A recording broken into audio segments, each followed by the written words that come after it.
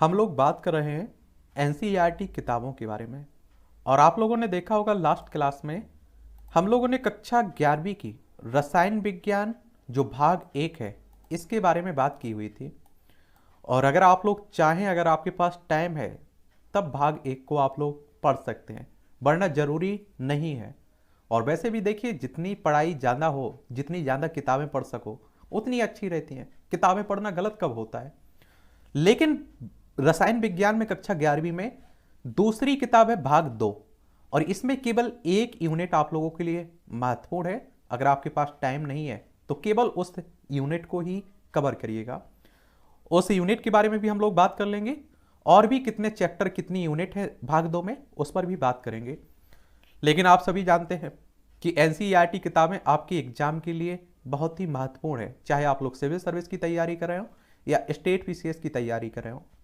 अगर आप लोगों के दिमाग में यूपीएससी, आईएएस और स्टेट पीसीएस से संबंधित कोई भी डाउट है, कोई भी सवाल है, चाहे फॉर्म भरने को लेकर हो, परीक्षा पैटर्न को लेकर हो, सिलेबस को लेकर हो, पुराने क्वेश्चंस पेपर को लेकर हो, जो आप अपने दिमाग में सवाल सोच सकते हैं, उन सब के जवाब आपको मिल जाएंगे। और यहाँ प्लेलिस्ट सूचियाँ बनी हुई हैं, इन्हें आप लोग जाकर जरूर देख लीजिएगा, कवर करिएगा। और फिर भी आपको लगता है कहीं कोई सवाल रह जाता है तो उसका आप लोग सवाल भेजिएगा, उसका भी जवाब देने की पूरी कोशिश की जाएगी।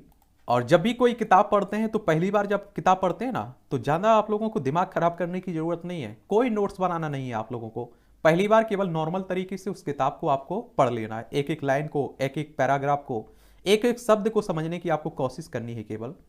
और नोट्स आप लोग बनाएंगे जब एक दो बार आप लोग एनसीईआरटी किताबें पढ़ लेंगे या कोई और किताब पढ़ लेते हैं, तब आप लोगों की समझ में आ जाएगा कि किन पॉइंटों को आपको छोड़ना है, किन पॉइंट्स का नोट आपको नोट्स बनाना है। और नोट्स इसलिए बनाया जाता है कि जब पेपर नज़दीक हो उस समय आप रिवीजन कर सकें।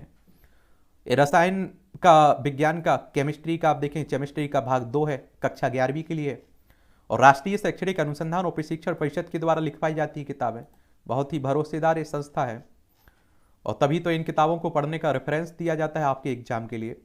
120 रुपये की आप लोगों को ये किताब मिलेगी अगर खरीदने जाएंगे तो, वरना आपकी टेलीग्राम पर तो डाल दी गई हैं सभी किताबें, वहाँ से जाकर आप लोग डाउनलोड भी कर सकते हैं।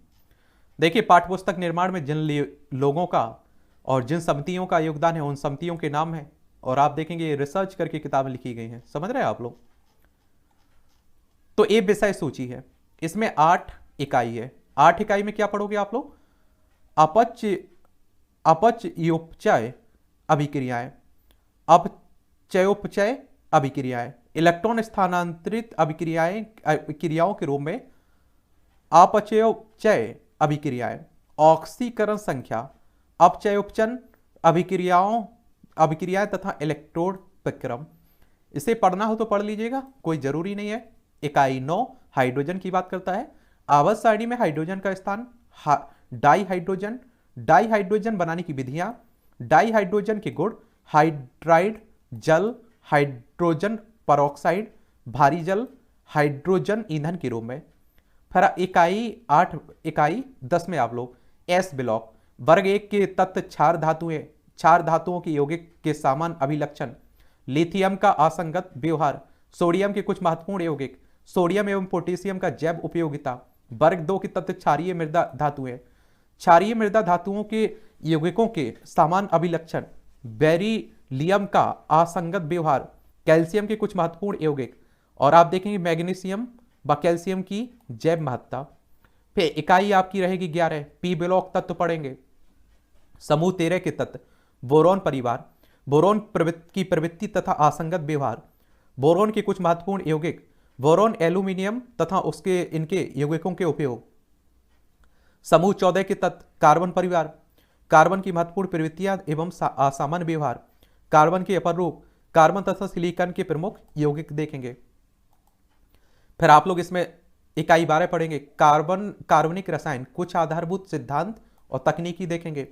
सामान्य प्रस्तावना, कार्बन की चतुर संयोजकता, कार्बन यौगिकों की आकृतियां, कार्बनिक यौगिकों का संरचनात्मक निरूपण, कार्बनिक यौगिकों का वर्गीकरण, कार्बनिक यौगिकों का नाम पद्धति, समावयता, और आप देखेंगे कि कार्बनिक अभिक्रियाओं की क्रियाविधि में मूलभूत संकल्पनाएं, कार्बनिक यौगिकों के शोधन की विधियां, कार्बनिक यौगिकों के गुणात्मक विश्लेषण, मात्रात्मक विश्लेषण।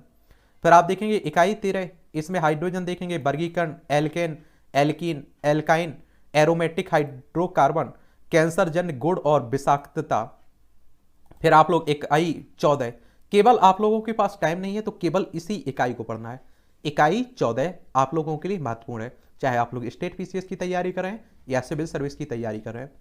इसमें पर्यावरणीय रसायन के बारे में पढ़ना है। पर्यावरण प्रदूषण, वायुमंडलीय प्रदूषण, जल प्रदूषण, मृदा प्रदूषण, औद्योगिक अपशिष्ट, पर्यावरण प्रदूषण को नियंत्रित करने के उपाय और हरित रसायन यानी कि ग्रीन केमिस्ट्री के बारे में पढ़ना है। फिर से बता देता हूं, रसायन विज्ञान में अगर आपसे आप लोग कहें कि इतना बताइए केवल हमें जितना जरूरी है, तो कक्षा 11वीं की रसायन विज्ञान में केवल एक यूनिट आपको पढ़नी है जो है 14 यूनिट। ठीक है, तो ये आप लोग याद रखिएगा। और 206 पेज से लेकर आप देखेंगे 2218 पेज तक इसे पढ़ना है केवल आप लोगों को। इसमें आप देख लीजिए, ये है आपकी पर्यावरणीय रसायन। इसमें उद्देश्य आप लोग देखेंगे पर्यावरण प्रदूषण। पर्यावरण प्रदूषण हमारी परिवेश में अवांछनीय परिवर्तन जो पौधों, जंतुओं, मनुष्यों पर हानिकारक प्रभाव डालते हैं, इनका परिणाम है। वह पदार्थ जो प्रदूषण उत्पन्न करता है उसे आप लोग प्रदूषक कहते हैं। क्या कहते हैं? प्रदूषक कहते हैं। सभी किताबों को आप लोग ध्यान से पढ़ेंगे, कहीं कोई परेशानी नहीं होगी, क्योंकि बहुत ही सरल शब्दों में लिखी गई है। समझ रहे हैं आप लोग? तो इसी यूनिट को आप लोग पढ़ सकते हैं और इसी यूनिट को पढ़िए। अम्ल वर्षा पढ़ते रहते हैं ना, अम्ल वर्षा के बारे में जानते रहते हैं।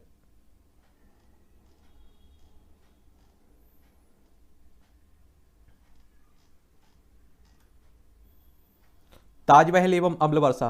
आगरा शहर में स्थित ताजमहल के चारों ओर की वायु में सल्फर तथा नाइट्रोजन ऑक्साइड की उच्च सांद्रता उपस्थित है और यह क्षेत्र के चारों ओर अधिक मात्रा में शक्ति संयंत्र उद्योगों के कारण घरेलू कार्यों में ईंधन के रूप में न्यून गुणवत्ता वाले कोयला, केरोसिन और लकड़ी का उपयोग करने पर यह समस्या बढ़ती है। और 1995 में एक कार्य योजना प्रारंभ करने की घोषणा की थी। मथुरा तेल शोधन संयंत्र ने विषैली गैसों के उत्सर्जन को नियंत्रित करने के लिए पूर्व में ही उपयुक्त कदम उठाए। चलिए आप लोग याद रखिए, इसमें धूम कोहरा, धूम और कोहरे से मिलकर बना हुआ है। प्रकाश रासायनिक धूम कोहरा, नाइट्रोजन ऑक्साइड और बाष्पशील कार्बनिक यौगिक। आजकल आप देख रहे हैं कि जितनी क्या नहीं है, जितने इंसानों से ज्यादा गाड़ियां दिखने लगी हैं अगर रोड पर आप निकलेंगे। ओजोन छिद्र। 1980 में वायुमंडलीय वैज्ञानिकों ने अंटार्कटिका पर कार्य करते हुए दक्षिणी ध्रुव के ऊपर ओजोन परत की क्षय, जिसे सामान्य रूप से ओजोन छिद्र कहा जाता है, इसके बारे में पता लगाया था। और ओजोन परत आप देखिए ऊपर से हानिकारक जो किरणें आती हैं ना, उन्हें रोकने का काम करता है, हमारी रक्षा करता है। जल प्रदूषण आप देखते हैं, जल में भी चलिए भी आप लोग देखते रहिए।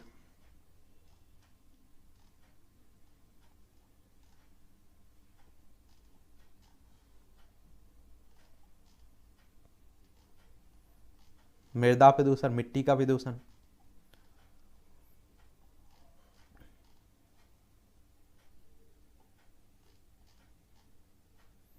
हरित रसायनों को नोबेल पुरस्कार देखिए, H Chauvin, Robert H Groves, Richard ऑस्ट्रॉक।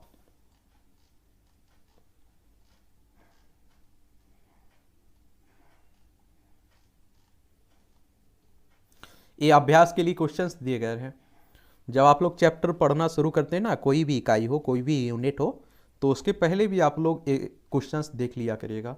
फिर उस यूनिट को ख़त्म करने के बाद इनके जवाब देने की कोशिश किया करिएगा, तो मुझे लगता है और बेहतर तरीके से आप लोग समझेंगे और पढ़ने का उद्देश्य भी आपको मालूम चलेगा। ठीक है, तो इस तरह से आप देखेंगे कक्षा 11वीं की जो रसायन विज्ञान की किताब है उसके बारे में भी हम लोगों ने बात कर ली है।